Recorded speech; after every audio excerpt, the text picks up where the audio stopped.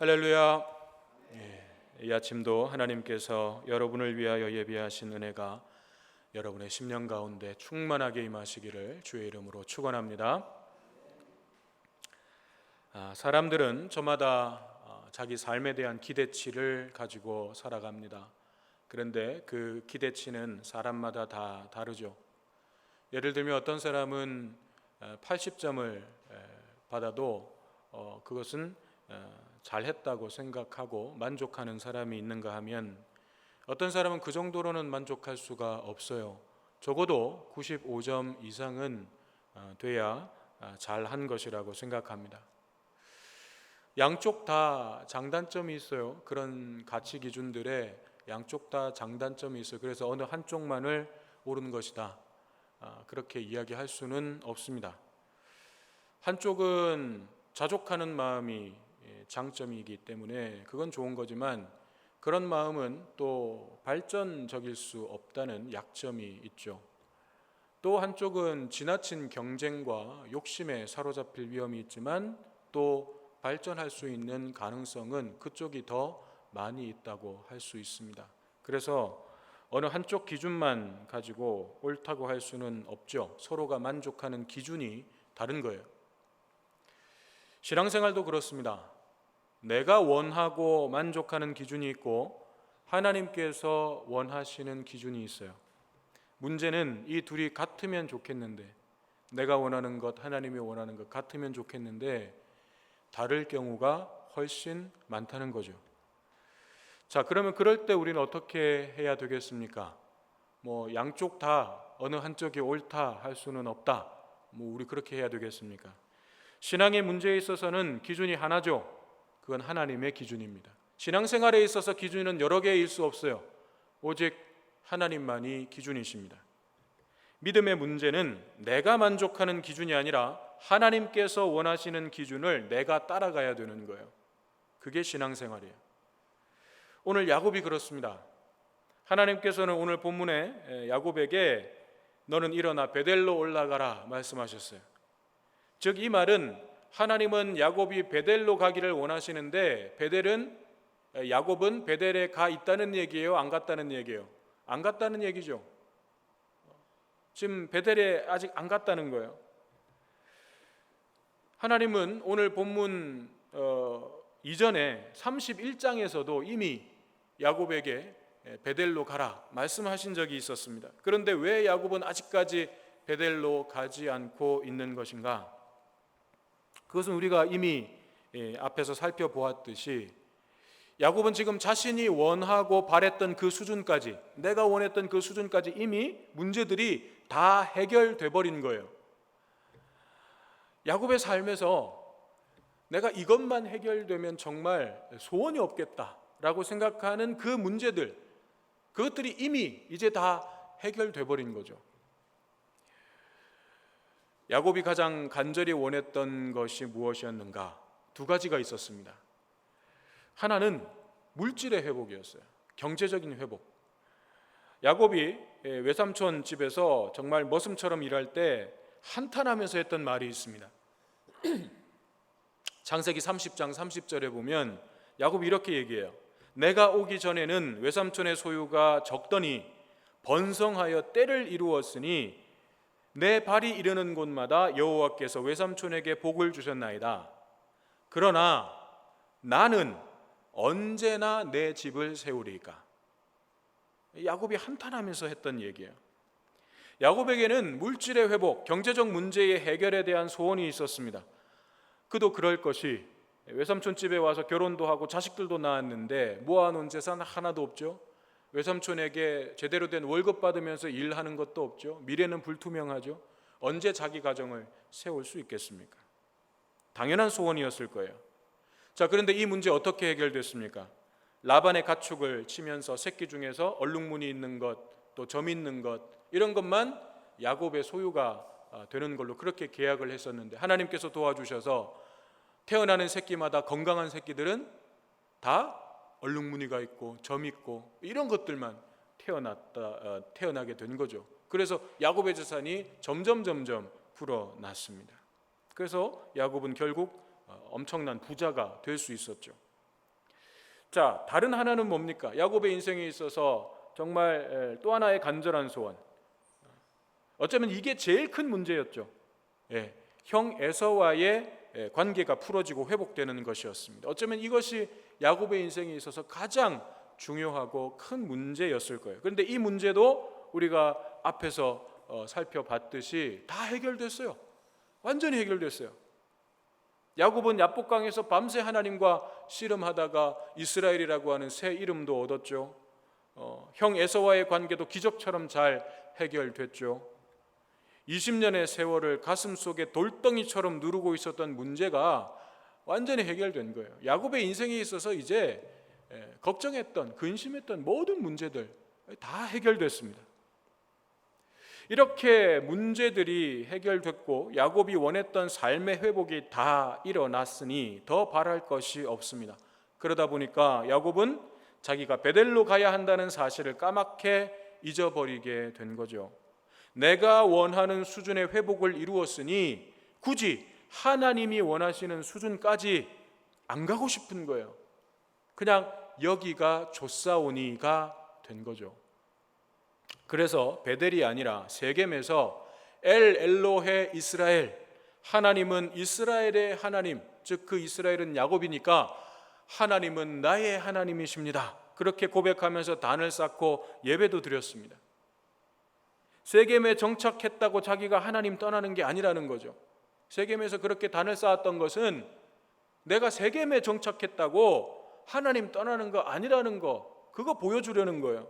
보세요, 저 예배도 드리잖아요, 이런 겁니다. 하지만 하나님이 원하시는 것은 세겜의 예배가 아니라 베델의 예배였어요. 그런데 많은 그리스도인들이 세겜에 머물러 있습니다. 세겜이나 베델이나 예배만 잘 드리면 문제없지 않냐고 항변합니다. 굳이 베델까지 가는 것보다는 오히려 목초지도 넓고 사람들도 많은 세겜에 정착하는 것이 자신이 하나님을 위해서 더 많은 일을 할 수 있을 것이라고 주장합니다. 그런데 정말 그렇습니까? 정말 그런 이유로 세겜에 정착하려는 것입니까? 야곱이 세겜에서 제단도 쌓고 신앙적인 열심도 냈다고는 하지만 그것은 야곱 자신이 원하는 것이었지 하나님이 원하시는 것은 아니었어요.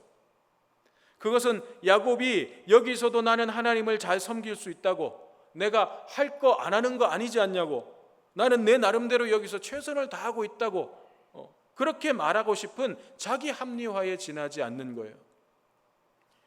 그러면 하나님은 왜 굳이 베델로 오라고 하시는 것인가? 그것은 하나님께서 이 베델을 굉장히 특별하게 의미 있게 생각하시기 때문에 그렇습니다. 그 하나님의 마음이 오늘 1절에 이렇게 표현되어 있어요. 네가 네 형 에서의 낯을 피하여 도망하던 때에 내게 나타났던 하나님께 거기서 제단을 쌓아라. 즉 베델이 어떤 곳이냐? 야곱이 살아계신 하나님을 인격적으로 처음 만났던 장소였어요. 그 전까지 야곱은 할아버지 아브라함에게서 들었던 하나님이었고 아버지 이삭에게서 들었던 하나님이었어요. 그 하나님은 할아버지의 하나님이고 이 아버지의 하나님이었지 자기 하나님 아니어서 나의 하나님 아니었어요. 그런데 베델에서 야곱이 그 하나님을 만난 거예요. 나의 하나님으로 그 하나님을 만난 거예요.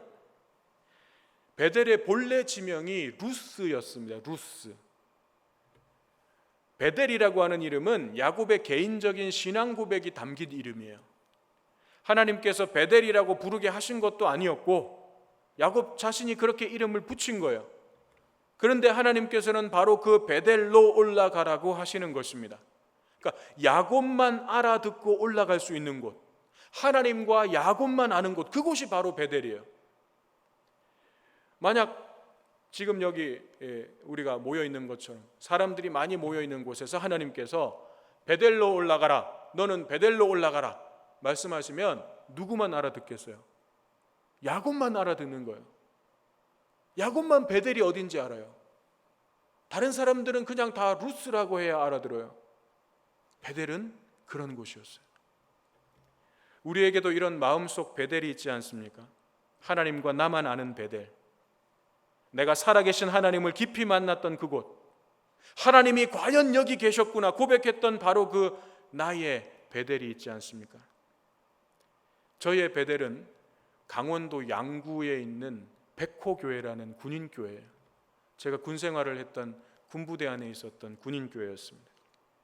물론 그 이전에도 하나님을 경험한 곳은 있었지만 제가 목회의 길에 들어서서 신학교 들어와서 이제 내가 목회를 하겠다고 목회의 길에 들어서서 그 여정 가운데 거의 그 출발점에 있었지만 사실은 거기가 제 인생에 있어서는 아주 중요한 터닝 포인트였습니다. 거기서 하나님은 저를 만나 주셨고 새롭게 만나 주셨고 저를 연단시키셨고 목회의 길로 다시 방향을 재조정하게 하셨어요. 그래서 양구에 있는 군인교회, 백호교회, 거기가 제 베델이에요.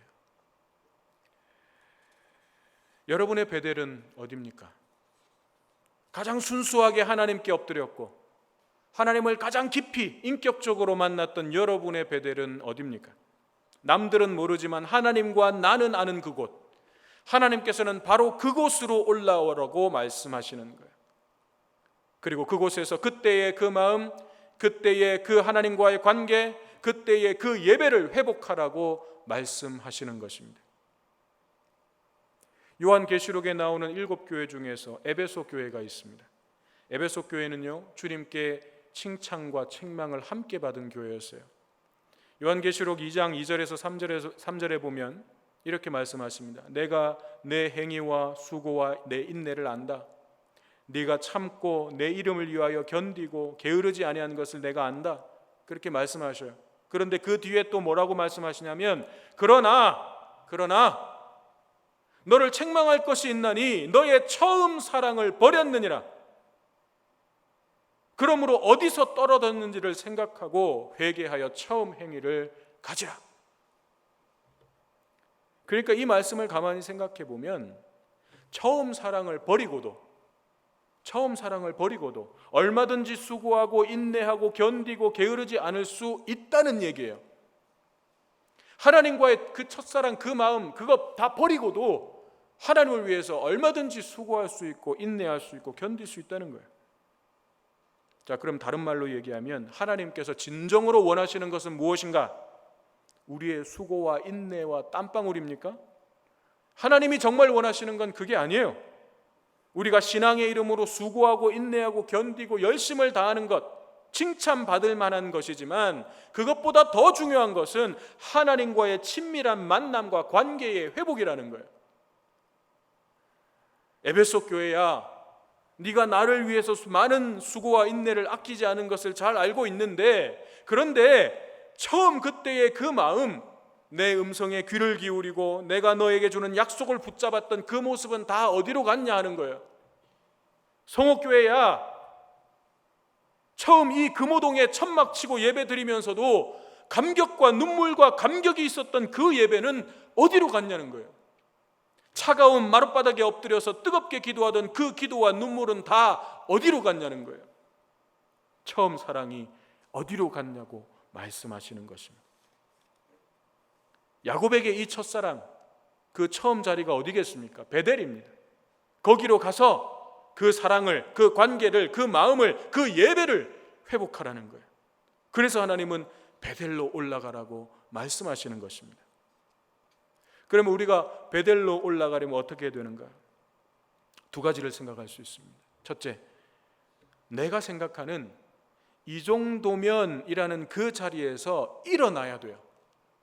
이 정도면이라고 생각하는, 내가 만족하는 그 자리에서 일어나야 돼요. 오늘 본문에서도 일어나 베델로 올라가라 말씀하시는 거예요. 올라가기 전에 먼저 일어나야 돼요. 그 자리에서, 네가 지금 앉아있는 그 자리, 머물고 있는 그 자리, 일어나야 되는 거예요. 야곱이 지금 계속 앉아있는 겁니다. 세겜 땅에 땅도 사고 집도 짓고 눌러 앉아버린 거예요. 하지만 회복되려면 일어나야 됩니다. 스스로 만족하고 있는 그 자리에서 주저앉아 있으면 안 됩니다. 이 정도면 하는 그 마음 내려놓고 그 자리에 미련 갖지 말고 일어나야 되는 거예요. 그런데 만약 우리가 일어나지 않고 계속해서 그 자리에 머물러 앉아 있으려고 하면 하나님은 때때로 우리를 강제로 일으키십니다. 우리가 안 일어나려고 버티고 앉아 있으면 하나님 때때로 우리를 강제로 일으켜 세우십니다. 우리는 그것을 고난이라고 부릅니다. 모든 고난이 다 그런 의미를 갖는 것은 아니겠지만 고난이 때때로 우리로 하여금 하나님을 향하여 일어서도록 하는 하나님의 도구가 된다는 것은 분명합니다. 하나님께서는 우리를 일어나도록 하시기 위해서, 잠들어 있는 우리를 흔들어 깨우시기 위해서 고난을 통해서 우리의 삶을 흔드십니다. 이건 제가 무슨 협박을 하는 게 아니에요. 성경을 통해서 하나님께서 보여주신 하나님의 일하심의 한 방식을 지금 말씀드리는 거예요. 우리가 원하는 하나님은 고난과 어려움을 피하게 해주고 막아주시는 그런 하나님만 원할지 모르지만 하나님은 우리의 바람과는 전혀 다르게 역사하실 때가 있습니다. 하지만 그것이 오히려 우리를 온전하게 회복시키시기 위한 위장된 축복이었음을 우리는 수많은 증인들을 통해서 이미 알고 있습니다. 두 번째, 베델로 올라가려면 어떻게 해야 하는가? 정결해야 합니다. 2절에서 야곱은 모든 가족들에게 베델로 올라갈 준비를 시킵니다. 야곱이 이에 자기 집안 사람과 자기와 함께한 모든 자에게 이르되 너희 중에 있는 이방 신상들을 버리고 자신을 정결하게 하고 너희들의 의복을 바꾸어 입으라. 무슨 말입니까? 세겜에 눌러 사는 동안 야곱의 집안에 온갖 세상의 것들이 다 들어왔다는 거예요. 4절에 보면 그들이 이방 신상들과 함께 귀고리도 빼서 야곱에게 주는데 이 귀고리는 오늘날처럼 무슨 액세서리, 치장품의 의미가 아니라 마치 부적과 같은 우상 숭배와 연결되어 있었던 물건이에요.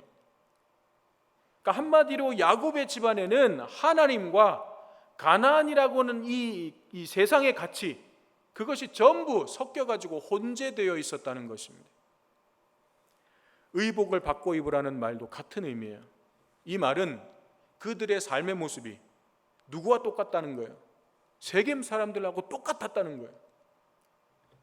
말하는 것, 행동하는 것, 어느 것 하나 구별됨이 없이 세상 사람들과 세겜 사람들과 똑같이 말하고 똑같이 행동하고 다녔다는 거예요. 이것은 결국 그들의 마음에 있는 가치 기준이 어디를 향하고 있는지를 보여주는 거예요. 여러분, 우리의 행동 양식을 결정하는 것, 내가 말하고 행동하는 것, 그 행동 양식을 결정하는 건 어디예요? 여기예요. 여기 들어있는 게, 여기 들어있는 우리의 가치 기준이 내 말을 통해서 나오는 거고 내 행동을 통해서, 손과 발을 통해서 나오는 거예요. 손과 발이 자기 멋대로 하는 거예요? 내 입술이 자기 멋대로 그렇게 하는 거예요? 아니요. 내 속에 있는 게 그렇게 나오는 거예요. 지금 야곱 집안 사람들은 세겜 사람들하고 똑같은 가치와 똑같은 삶의 방향과 똑같은 삶의 목적을 가지고 살아가고 있었다는 것입니다. 그렇습니다. 베델로 올라가는 데는 걸림돌이 되는 것들이 있는데 그것은 거리가 얼마나 되느냐 하는 상황의 문제가 아니에요. 날씨가 얼마나 잘 받쳐주느냐, 그런 환경의 문제도 아닙니다. 베델로 올라가지 못하도록 막는 장애물이 딱 하나 있는데 그것이 바로 우리 안에 있는 죄의 마음이에요. 죄의 마음. 베델까지 가기 싫어하는 마음, 세상을 쫓아가려는 마음, 육체의 소욕을 따르려는 마음, 언제나 이 마음이 문제입니다. 또 하나님의 자리를 차지하고 있는 우상들의 문제예요. 우상이 뭡니까? 돌, 나무 깎아 만든 것, 그것도 우상이지만 하나님보다 내가 더 사랑하는 것, 하나님보다 내가 더 의지하는 것, 내 마음이 하나님보다 거기에 더 많이 가 있으면 그게 우상이에요. 특히 가나안의 우상들이 의미하는 바가 뭔가 하면 풍요로움이에요. 이 땅에서의 풍요로움, 다산, 더 많이 가지고 싶고 더 높이 올라가고 싶은 마음이 집약되어 있는 것이 바로 가나안의 우상이에요. 그렇다면 결국 우상이라고 하는 것은 내 마음의 문제이고 삶의 방향과 가치관에 관한 문제인 것입니다. 그러므로 우리가 베델로 올라가기 위해서는 바로 이 지점에서 방향 전환이 일어나야 되는 거예요. 내 삶의 가치, 무엇을 더 소중하게 여기며 살아갈 것인가? 여기서 방향 전환이 일어나야 되는 거예요. 그래서 야곱은 집안 사람들에게 우상 숭배와 관련된 모든 물건들을 다 버리도록 했습니다. 그리고 나서 야곱은 가족들을 이끌고 베델로 올라가서 제단을 쌓고 그곳 이름을 엘 베델이라 불렀습니다. 베델의 하나님이라는 거예요. 베델의 하나님. 세겜에서는 나의 하나님이었어요. 내가 원하는 것, 내가 만족하는 것 이루어 주시는 하나님, 나의 하나님이었어요. 그러나 여기서는 베델의 하나님이십니다. 저는 다른 그 어떤 것보다 부모가 자녀들에게 반드시 가르치고 물려주어야 할 신앙의 유산이 이것이라고 믿습니다. 부모님들이 자녀들에게 해주고 싶은 것 많죠. 내가 능력이 돼서 이것만 더 해주면, 이 부분만 좀 더 내가 지원을 해주면 자녀의 인생이 달라질 것 같아요. 그런데 여러분, 정말 그렇습니까? 부모가 자녀들에게 얼마나 풍족하게 공급해 줄 수 있느냐에 따라서 그 자녀들의 인생의 성공 여부가 판가름 나는 것입니까? 물론 오늘날 현실은 그렇습니다. 그런 세상이에요. 부모의 경제력이 능력이고 그 능력이 자녀들의 인생에 지대한 영향을 끼치는 것이 맞습니다. 세상에서 더 많이 가지고 더 높이 올라가는 것을 성공이라고 말한다면 부모의 능력은 자녀들이 성공하는 데 결정적인 요인이 될 수 있는 세상입니다. 하지만 그 자녀들의 인생이 그렇게 해주면 반드시 행복한 인생이 된다고 보장할 수 있습니까? 반드시 행복한 인생을 살아갑니까? 아니요. 절대 보장해 줄 수 없어요. 아니, 하나님 없이 가지게 된 소유와 하나님과 상관없이 올라가게 된 그 성공의 자리는 반드시 허무한 인생으로 끝나게 되는 것입니다. 거부였던 야곱이 세겜에 정착해서 자녀들에게 얼마나 잘해줬겠습니까? 자녀들에게 얼마나 많은 것들을 공급해 줄 수 있었겠습니까? 야곱은 능력 있는 아버지였어요. 자녀들에게 모든 부분에 있어서 아낌없이 지원해 줄 수 있는 최고의 능력을 가진 아버지였어요. 그런데 그곳에서 자녀들이 행복한 인생을 살았습니까? 아니에요. 오히려 정반대였어요. 우리 지난 34장에서 봤잖아요. 야곱이 자녀들에게 안 해준 게 뭐가 있었겠습니까? 야곱이 자녀들에게 안 해준 것 딱 한 가지, 하나님을 가르쳐주지 않았어요. 내 능력이 자녀의 인생을 결정한다는 생각은, 다시 말해 자녀는 내 소유와 같다는 생각이에요. 내가 자녀들에게 있어서 내가 하나님같이 되려는 것과 다르지 않습니다. 내 능력이 자녀들의 인생을 결정한다는 것은 내가 자녀들의 인생에 하나님 되겠다는 거예요. 자녀들의 인생의 주인은 내가 아니에요. 자녀들의 인생의 주인은 하나님이에요. 하나님이 인도하시고 하나님이 책임지시는 거예요. 그러므로 부모가 해야 할 일은 자녀들을 베델로 이끌어주는 거예요. 그들이 그들의 주인이신 그들의 하나님을 만나도록 돕는 것, 그들의 베델을 경험하도록 도와주는 것, 이것이 부모가 자녀들에게 해 주어야 할 가장 큰 책임이에요. 베델로 올라가라는 것은 우리의 모든 삶이 하나님의 임재 안에서 살아가는 그 삶을 회복하라는 것입니다. 길을 걸어갈 때도, 차를 타고 갈 때도, 학교에서도, 직장에서도, 가정에서도 언제나 나와 함께하고 계시는 하나님을 인식하면서, 내가 그 하나님을 망각하고 잊어버리지 않고 언제나 깨어서 인식하면서 그 하나님을 경험하면서 살아가는 그 삶에까지 올라가라는 거예요. 뭔가를 선택하고 결정해야 할 때도 하나님이 과연 여기 계시기 때문에 내가 앞서가는 것이 아니라 먼저 주님께 묻고 주님의 답을 찾으면서 주님과 함께 동행하는 그 삶에까지 올라가라는 것입니다. 그것이 베델로 올라가라는 거예요. 이 베델이 회복될 때 내 삶의 진정한 회복이 시작되는 것입니다. 그때 비로소 우리의 삶은 진정한 평안을 누리게 되는 것입니다. 그래서 하나님은 일어나 베델로 올라가라고 말씀하시는 것입니다.